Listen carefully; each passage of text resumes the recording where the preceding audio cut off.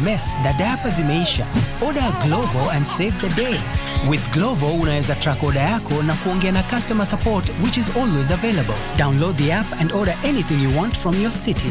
We'll deliver. Kupata mtumaini Mungu kama sikiza tune yako, bonyeza *811 *815#. Mtumaini Mwenyezi Mungu kwa moyo wako wote, wala usitegemea akili zako mwenyewe. Umtambue Mungu katika kila ufanyalo, naye atazinyosha njia zako. Usijione wewe mwenyewe kuwa mwenye hekima. Mche Mwenyezi Mungu na kujiepusha na uovu. Methali 3:5-7. Kumbe uovu huwajia wasiojiepusha na huo uovu. Tazama, unahitaji kufanya moja tu bila gharama. Kupata mtumaini Mungu, bonyeza *811 *815#.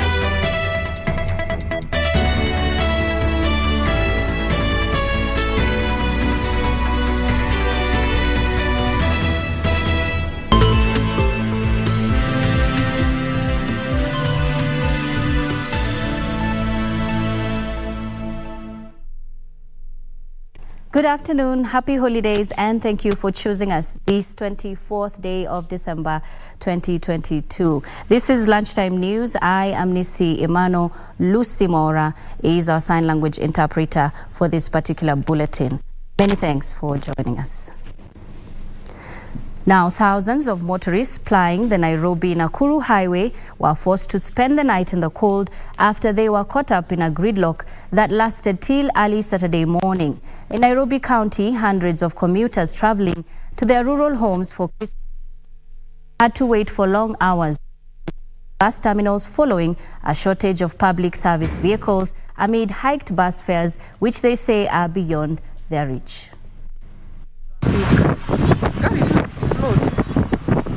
Along the Nairobi-Nakuru highway, traffic police had a hard time controlling the heavy traffic, worsened by impatient drivers who overlapped, causing a gridlock.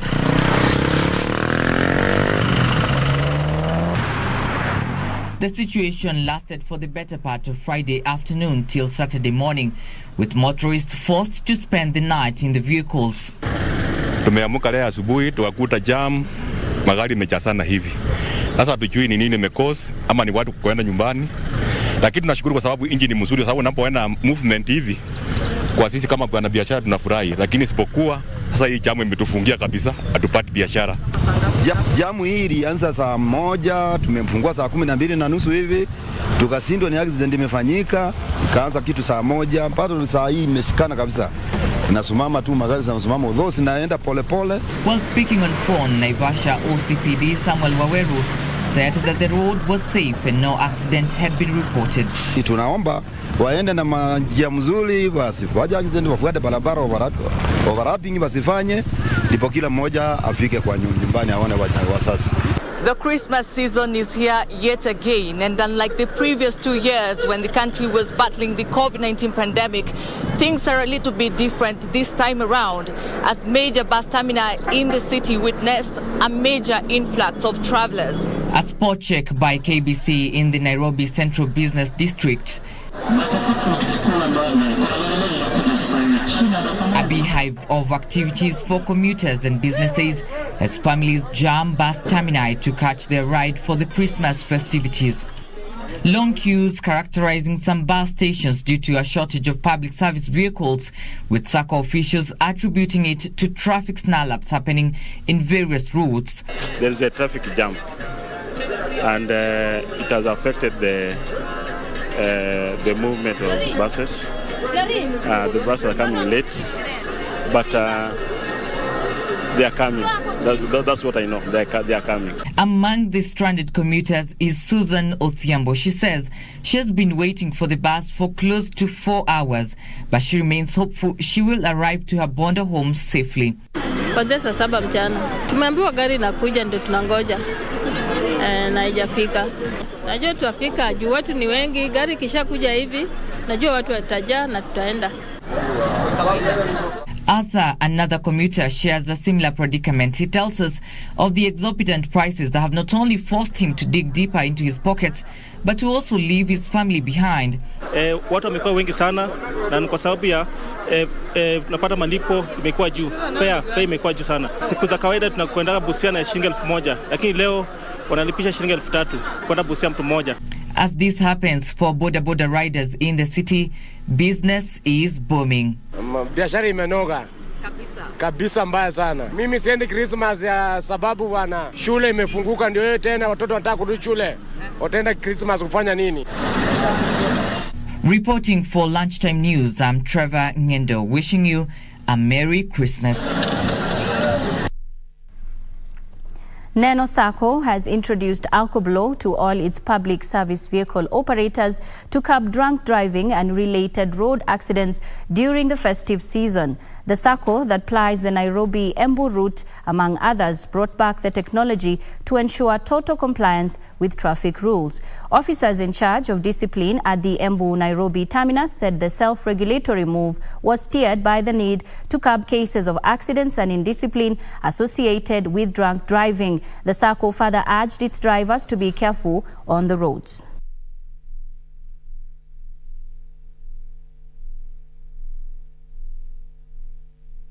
Ukiona utakunywa pombe hii festive, wachana na gari, mwenye gari ama Sacco itafutie mwenye gari driver mwingine. For those reasons, mimi kwa makastoma wetu na abiria wetu, all the best for this Christmas. Tunataka kucomply vile NTSA inasema, drivers wetu wote ni compliant uniform. Hata ukiangalia kwa hii stage utaona uniforms ambazo ni za madriver na maconductors pia. Elsewhere, boda operators in Kericho town have undergone road safety sensitization courtesy of National Cereals and Produce Board in partnership with NTSA, Traffic Police and the county government. According to Bernard Yegon from NCPB, the sensitization is aimed at reducing road accidents during and after the festive period. NCPB donated helmets and reflector jackets to the operators who had valid driving licenses and insurance cover for their motorbikes.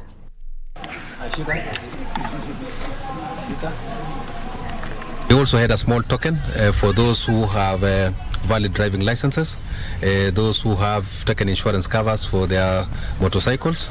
We've donated quite a number of helmets and reflector jackets, and this is a small contribution, from NCPB towards promoting road safety, within this area. It's an activity that has been ongoing. It's not yet that we started today, but we have been actually sensitizing all the riders, especially within Kericho region, and I believe the message is at home. Tusikimbie sana kwa sababu ni msimu wa Krismasi, tuende polepole ili tufike salama. Na kwa wale wateja wetu ambao tunapanda pikipiki, ni vizuri tuzingatie ile pikipiki ambao tunapanda, hakikisha iko na namba ya stage, hakikisha ule mtu ambao anakubeba kwa ile sticker association kwa sababu ya safety yetu sisi wenyewe, kwa sababu najua sasa ni wakati wa sherehe, watu watachukua advantage, watoke mahali pengine, watatuharibia taoni yetu. At the same time, public service vehicle drivers and other motorists have been urged to drive safely during this festive season. Speaking during the official opening of the Salman Faris Mosque in Garissa town, a section of Garissa religious leaders led by Ahmed Samar said that no life should be lost due to reckless driving. The leaders further urged Garissa residents to maintain peace during the forthcoming parliamentary by-elections for Garissa Township constituency. Naambia waumini wetu hapa Garissa, katika msikiti zote za Garissa, naambia hawa hii sasa tunaingia kwa msimu wa festive season, mwisho wa mwaka. Kawaida kila mwaka watu hawa wanasherehekea, Wakristo wanasherehekea, Waislamu pia wako na masherehe zao pia.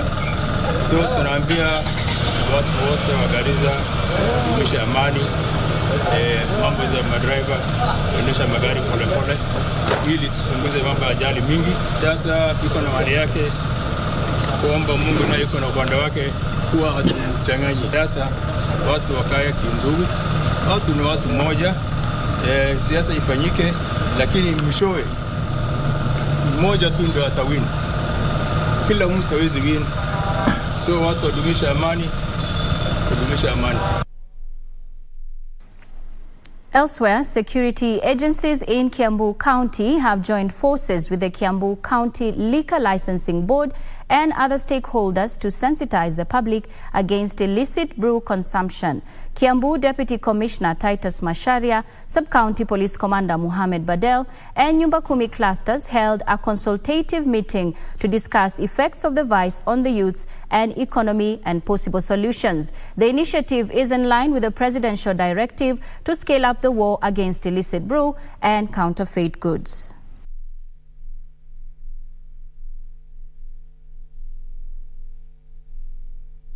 Ukiuza dawa kulevya na pombe haramu tutakushika na tutakuweka ndani. Na wale sofa tumewashika wameenda kotini, haja waje wachiliwa, bado wako ndani, wako prison, wanakula chakula ya serikali. Na dawa ni hiyo tu. Sisi kama polisi hatuna biashara nyingine hapa. Tuko hapa kusafisha Kiambu, tupigana na dawa ya kulevya na pombe na usalama wa Kiambu. Na tumeona hii swala la pombe na mihadarati linakwamisha maendeleo ya Kiambu. Ndio tumeamua tukuje hapa kufuatia mwito wa rais, tusaidiane tuone suluhu iko wapi. Na ndio tumekuja na watu ambao wanaweza patia nyinyi solutions. Sio kusema tu pombe ni mbaya, tunasema what else can you do? And in Kisii County, the vulnerable grappling to mitigate effects of HIV/AIDS effects have appealed to the national and county governments and other stakeholders to assist them access empowerment opportunities so that they can cater for their healthcare expenses. Speaking during a Christmas party organized by Mwanyagetinge Care and Support Initiative, a non-governmental organization in the outskirts of Kisii town, those affected by HIV said they are facing stigmatization from the community and it has made it difficult for them to make ends meet.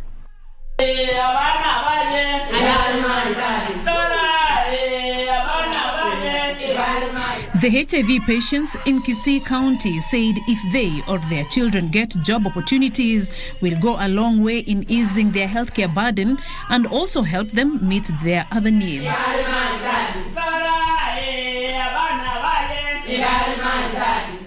Jamal Obwoge, a mentor at Kisii Teaching and Referral Hospital, lamented over reduced donor funding, inability to afford lab examinations, and lack of antiretroviral drugs. Kama kuna njia wanaweza wa consider kwa NHIF, hawa pia HIV wote wenye hawana uwezo wa kuchukua NHIF, serikali itusaidie kama serikali ya county, itusaidie Kisii County government, tu kila mtu kila pia HIV apate kadi ya NHIF. Martha Kwamboka explained the challenges they go through, including lack of money to buy drugs for managing opportunistic symptoms, even as she called on the government to register them with NHIF. Mama ndiye alikuwa ananisaidia, alikuwa ananinunulia madawa mpaka saa ile ilikuja bure. Na vile ilikuja bure, tulikuwa tunapewa, ukigonjeka unapewa dawa bure. Lakini saa hii ukienda kutibiwa, kama uko mgonjwa hata malaria hata kifua kikuu unanunua dawa. Mwanyagetinge Care and Support Initiative Director Magdalene Mwebi observed the organization conducted moonlight tests on HIV to avoid stigma, besides visiting various institutions, forums and rallies to create public awareness on the same. Wanaenda makanisa, wanaenda kwa mashule, wanaenda kwa mikutano ya machiefs, wanazungumzia watu umuhimu ya kukunywa dawa. Lazima wakunywe ARVs. Na mtu abscond akikataa kukunywa dawa, tunamfuata mpaka kwa maboma yao. Beatrice Gatonyangetich, Lunchtime News. Moving on, Wajir County Assembly Speaker Abdullah Yusuf has challenged County Assembly staff to be proactive and engage in research to help formulate policies in order to address challenges facing the residents. Yusuf indicated that he will ensure that at least 30 relevant bills are passed by the Assembly and enacted in the next 5 years for the benefit of Wajir County residents. Speaking during NDA Staff Award and Recognition event, the County Assembly Speaker pledged a conducive environment and harmonious working relationship between the County Assembly Service Board and employees. Procedures, research, ICT. If these departments are not very committed to helping the MCAs and driving the vision of the Wajir County, we will achieve nothing. We have to guide our people correctly. We have to use the right technology, the right information, and the right attitude and the right mindset. What the County Assembly Service Board have identified in rewarding the staff is highly recommendable, and we'll tell them to continue that.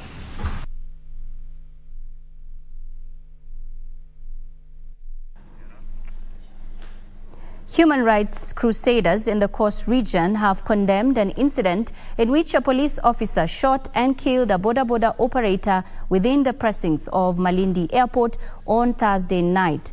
Haki Yetu Malindi Community Human Rights Center, Pwani Social Justice Working Group joined Malindi Umbrella Boda Operators Association in calling upon the Kenya National Commission on Human Rights to take up the matter and ensure the family gets justice. The boda rider, identified as Elvis Baya, hailed from Mijomboni in Gede area of Kilifi County. David Mukiri, the policeman who committed the crime, later shot himself dead.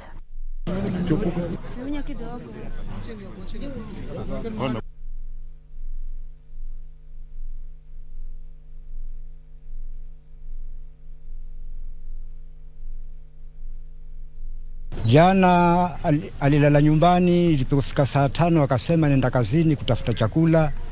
Ilipofika jioni ikafika jioni wakati wa saa 11 kwenda saa 1 hivi kasikia mtoto wangu amepigwa risasi na amekufa, amepigwa risasi na polisi. Tunauliza pia idara ya kutetea haki za binadamu, Kenya National Commission on Human Rights, iangalie hili swala kuhakikisha kwamba haki zilizokiukwa zinapata fidia ipasavyo. Kwa nini tuchukue sheria sisi ambao tuko katika kazi kumpatia bunduki mtu ambaye amelewa kwenda kufanya kazi? Kama mtu amelewa aachie ulevi kisha aje aingie kazini. Lakini kusingizia pombe ndio uende uanze kutoa innocent souls, hiyo tunakataa. Elsewhere, police in Uasin Gishu County are holding 3 suspects arrested with an assortment of weapons, including 2 AK-47 rifles, 9 rounds of ammunition, 9 arrows, and a Jungle police uniform in Langas Estate. According to Uasin Gishu County Police Commander Ayub Ali, the arrest was a result of intelligence reports from investigative agencies in conjunction with members of the public. Uasin Gishu County Police Boss said the 3 suspects may be part of a car theft syndicate, since several fake number plates and logbooks were also found in the house where the suspects lived. Remarks echoed by County Commissioner Edison Nyale, who said the syndicate involves masquerading as police officers. Tumeona ni vyema tuweze kupeana information hii kwa members of public, kwa sababu kumekuwa na visa kama 2 vitatu ambavyo vilikuwa hata sisi pia kama kamati ya usalama ilikuwa haitupatia usingizi, na tukaapa ya kwamba hawa siku zao 40 zitafika. Meanwhile, small business owners in Nairobi's Nasra Garden estate have urged the county government to take action against harassment by county officials. This follows an impromptu demolition of their kiosks by the Nairobi county officials. Ningependa kuambia county government ikiongozwa na Sakaja, uchaguzi lifanyika, na wewe kama gavana wa Nairobi lazima utetee vitu kama hizi, kwa sababu mtu mwenye hii biashara ni kijana na ameona ni area siende kuiba. Elsewhere, lenders are calling on the government to collaborate with them to avert losses through default, saying that the Hustler Fund defaulters also seek loans in their enterprises. This even as they urged Kenyans to avoid borrowing money for lifestyle uses, but instead to fund their businesses. Collaborations is number one, is helping in to rope in defaulters, because the Hustler Fund will also get people who want to play tricks on them, and they might want to take money, fail to pay, and then come and borrow from us. We should be able to call them out and say and request them to go and pay back those loans, because those loans are meant to, it's like a revolving fund. And an oil tanker ferrying petrol overturned in Busia town, causing traffic snarl-up for the motorist on the narrow busy Kisumu-Busia road. Busia residents blame the national government for turning a deaf ear to their cry to expand the Busia road. Kenya National Highways Authority kwanza ipanue hii barabara, na pili iweze kutoa njia mbadala zile za kando kufikia mpakani. Kenya National Highways Authority imekuwa ya pole sana, haifanyi chochote. It is as if Busia hatuko Kenya. Finally, a 60-year-old woman has nowhere to call home after her husband of 35 years demolished the house in Gishiengo village of Lari constituency, Kiambu County. Miriam Gashambi claimed the husband and the father of their 4 children is being incited by the family members to throw her out of the matrimonial land. Shida yangu ni familia kunipomolea nyumba. Kwa nini? Walisema ati hawanitaki. Wanataka niondoke, niwaachie nini shamba. George Kibaru for Lunchtime News. It is time now for our break, but more news on the other side of this break. Do stay with us.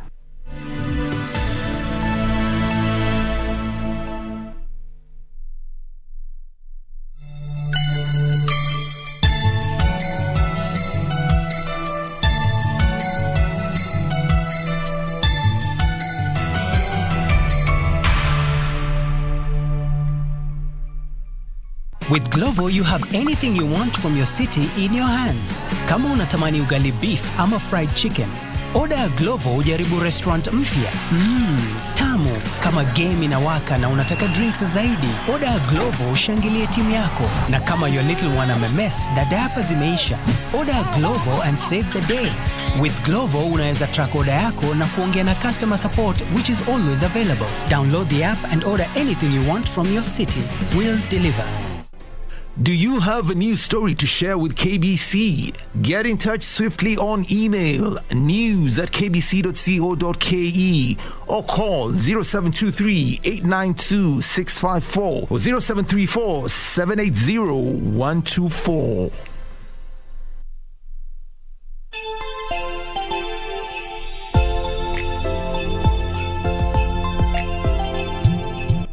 The holiday season is here with us. You have been so amazing. In fact, you are the reason why we are who we are today, the great KBC. We've also put our best foot forward to bring you the best, not only in news, but also in programming. And as we get into 2023, we're looking forward to a more promising year. And happy holidays to you and yours. My name is Irene Mchuma Udim. Happy holidays once again.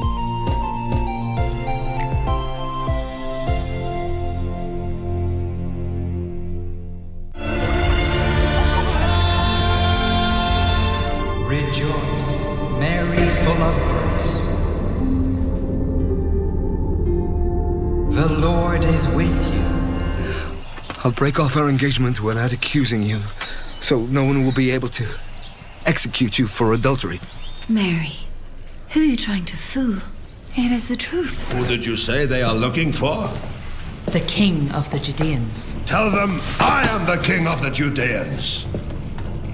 They said the one who is about to be born. They say they have seen a star rise. From now on, all generations will call me blessed.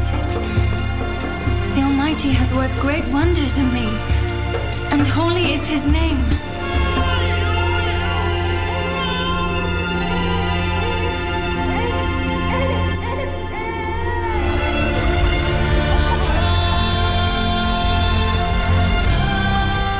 With Glovo, you have anything you want from your city in your hands. Kama unatamani ugali beef ama fried chicken, order Glovo ujaribu restaurant mpya. Tamu. Rejoice, Mary, full of grace.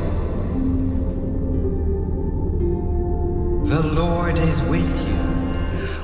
I'll break off our engagement without accusing you, so no one will be able to execute you for adultery. Mary, who are you trying to fool? It is the truth. With Glovo unaweza track order yako na kuongea na customer support which is always available. Download the app and order anything you want from your city. We'll deliver.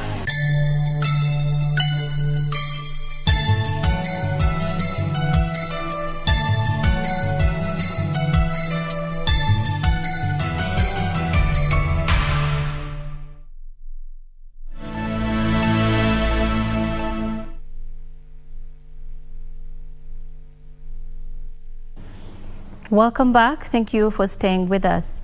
Now, beach hotels in the coastal city of Mombasa and its environs are enjoying brisk business following a rise in domestic and international holidaymakers during the Christmas and New Year festive seasons. This comes after a 2-year hiatus in the tourism sector due to the COVID-19 pandemic and a prolonged electioneering period that led to a decline in international arrivals. Speaking during the marking of the 5th hospitality anniversary, Chuda Ward Member of County Assembly Samir Balo said security has been beefed up with an aim to ensure the safety and security of residents, domestic and foreign holiday makers during this festive season. Increase the number of German tourists coming to Kenya, and we hope that we really are in a turning point also with regard to tourism. What has made us to survive is a strong belief in the people of Kenya. We believe in your beautiful country. We believe that you will overcome all challenges, and you have challenges. And that's why we said we will stick to this country, we will continue. We are ready to give maximum security to members of public within Mombasa. Those who are coming from to visit Mombasa, they should not fear anything, because we are ready to give 24/7 security. Elsewhere, the government has intensified security patrols across the coastal city of Mombasa and its environs during this festive season. Speaking during the commemoration of the governor's tree lighting at Treasury Square in Mombasa County, Commissioner John Otieno said uniformed and plainclothed police officers will patrol public spaces such as shopping malls, places of worship and beaches to ensure both locals and international tourists enjoy the festivities in peace. Mombasa Governor Abdul Swamad Nasir appealed for political and religious tolerance and peace among the coastal residents. Nataka niwahakikishie wakaji wa Mombasa ya kwamba tumeweka mkakati kabambe ya kuhakikisha ya kwamba kuna usalama ya kutosha katika Mombasa ili wageni wetu waweze kusherekea kwa amani. Ni mawimbi ya kuwa Mombasa tuna hatari ya watu ambao hawana nia ya imani kujaribu kutugawanya kwa misingi ya dini, rangi na kikabila. Nikachukua ahadi na wewe Mwenyezi Mungu nipe uwezo kuweka ushauri kwenu. Krismasi imefika, musherekee kwa shangwe na nderemo, mufurahi pamoja na majirani. Lakini naomba pia mueneze mapenzi ndani ya nyumba yenu, mueneze mapenzi ndani ya ndoa zenu.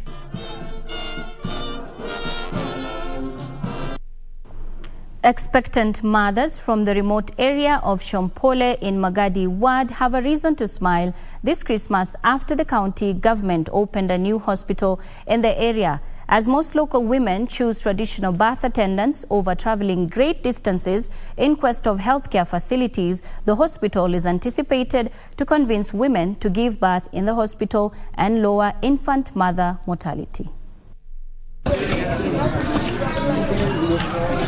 Kajiado Health CC member Alex Kelua says the county has deployed qualified nurses who will collaborate with traditional birth attendants to help the community in safe deliveries. Tuko na imani maternity hii itaenda kusaidia watu wa Shombole na Magadi Ward kwa ujumla, na itaweza kuimprove ile tunaita skill delivery, watu waweze kutosaa nyumbani na kuja kusaa hospitalini, na hata hiyo ni vizuri kwa sababu tumeongea pia na wakunga ama wale wamama wa Kimasai. Meanwhile, Kiambu County Executive Committee members embarked on a food donation exercise across the county to the less fortunate families. Speaking when he led the lighting of a Christmas tree ceremony in Kiambu town, Governor Kimani Wamatangi said that he was committed to ensuring that all towns in the county had major facelifts. Kutoka mwezi wa Januari kupeana basari kwa watoto wetu wote, na hakuna basari ya shilingi 2,000. Basari tunatoa kutoka 5,000 mpaka 10 mpaka 15,000 kwa watu wetu. Yes, that was packaged. Elsewhere, a Chinese company has rewarded its employees with Christmas gifts as performance token during the year. The best employees received certificates and cash rewards, while all the employees also went home with food gifts including rice, cooking oil and baking flour. And also we do the reward for the excellent employees who actually do the contribution, not for our company. They have actually done some good job. This job and this property will leave to this country. And a group of single mothers from Kangemi received food donations from Betty Adera Foundation to celebrate the Christmas. The mothers lauded the charitable organization for coming to their aid during the hard economic times. Adera called on other Kenyans of goodwill to come on board and help the less fortunate in the society. Kwa wamama ambao wanajiweza, ningetoa ujumbe ya kuwa kumbuka yule ambaye hajiwezi, ambaye ako kwa familia yako, jirani yako, pamoja na jamii yako. Saidia hata yule ambaye humjui. George Kibaru for Lunchtime News. And in sports, Budalangi Member of Parliament Raphael Wanjala has called on sports and tourism ministries to prioritize investing along Lake Victoria in order to uplift the economy of the region. Speaking during the preparations of the annual Bunyala cultural festivities, Wanjala noted that the region had untapped potential in the blue economy, tourism and water sports within the freshwater lake. The annual festivities will be graced by the former Prime Minister Raila Odinga and will host several communities around the lake, with some participants coming from Uganda. Na sports yetu hapa Marenga Beach, Budalangi constituency. Na hii sherehe itaongozwa na Mheshimiwa Raila Amolo Odinga, former Prime Minister. Na pia tumesema sisi hapa tuko na waziri apate nafasi pia akuje ashiriki na yeye. Boats zitatoka Uganda zinakuja hapa for competition. Watu pia wanatoka Uganda wanakuja hapa kuona hiyo competition. Na hizi ndio vitu tutatusaidia kama East Africa regional integration, ya kwamba hata sisi tutataka watu wa Uganda pia wao wanatu-invite. Tunaenda huko pia tunafanya na wao. Tumekuwa na shida siku zilizopita kwa sababu ilikuwa inalazimisha wabunge sisi wenyewe tuweke mikono kwa mfuko ndio tufanye mchezo. Nataka kushukuru serikali ya county ya saa hii ya Bwana Daktari Paul Nyongesa Otuoma, ya kwamba sasa county government take over kufund hizi culture and sports kwa sababu wako na hiyo department. And at 32 minutes past the hour, we come to the end of Lunchtime News. Thank you for joining and for staying with us.